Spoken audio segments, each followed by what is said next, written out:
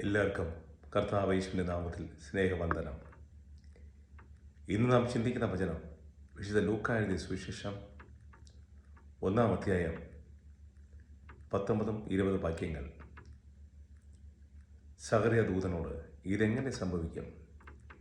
ഞാൻ വൃദ്ധനാണ്, എൻ്റെ ഭാര്യ പ്രായം കവിഞ്ഞവളാണ്. ദൂതൻ അവനോട്, ഞാൻ ദൈവസന്നിധിയിൽ നിൽക്കുന്ന ഗബ്രിയേലാണ്.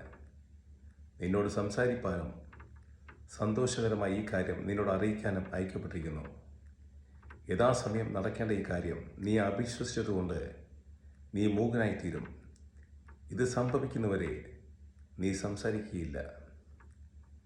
ഇത് സകലയ്ക്കുള്ള ശിക്ഷയായിരുന്നു. ഈ പ്രാർത്ഥനാ മുറിയിൽ നിന്ന്, ഈ ദേവാലയത്തിൽ നിന്ന് അവൻ പുറത്തിറങ്ങി നാട്ടുകാരോടൊക്കെ അവൻ ഈ അവിശ്വാസം പറയുമെന്ന് ദൈവത്തിന് അറിയാമായിരുന്നു. ആകിയാൽ അവൻ്റെ നാവിനെ ബന്ധിച്ചു. എനിക്കൊരു കുഞ്ഞുണ്ടാകും, ഇതെങ്ങനെ ഉണ്ടാകുമെന്നൊക്കെ അവൻ നാട്ടുകാരോട് ചർച്ച ചെയ്യുമായിരുന്നു. അതുണ്ടാകാതിരിക്കാൻ അവൻ്റെ നാവിനെ ബന്ധിക്കുകയായിരുന്നു. അവൻ്റെ സംസാരത്തിനെ അടയ്ക്കുകയായിരുന്നു. അതിലൂടെ അവൻ്റെ വിശ്വാസത്തെ ബലപ്പെടുത്തുകയായിരുന്നു. അവൻ മൂകനായി തീർന്നപ്പോൾ അവന് മനസ്സിലായി, ഇത് ദൈവശബ്ദമാണ് ഞാൻ കേട്ടത്.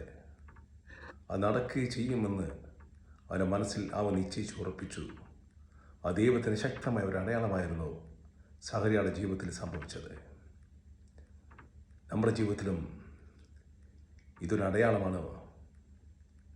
ദൈവത്തിൻ്റെ വാഗ്ദാനം നമുക്ക് ലഭിച്ചാൽ ആ ജീവിതത്തിൽ തക്കതാ സമയത്ത് നടക്കുമെന്നും തക്കതാ സമയത്ത് കർത്താവ് നമ്മെ ഉയർത്തുമെന്നും, ആകിയാൽ അവിടുത്തെ തള്ളിപ്പറയാതെ, അവിടുത്തെ അവിശ്വസിക്കാതെ, അവിടുത്തെ കരത്തിൻ്റെ കീഴിൽ നമുക്കായിരിക്കാം. പ്രിയമുള്ളവരെ, കർത്താവെ, കേട്ട വചനത്തിനായി സ്തോത്രം.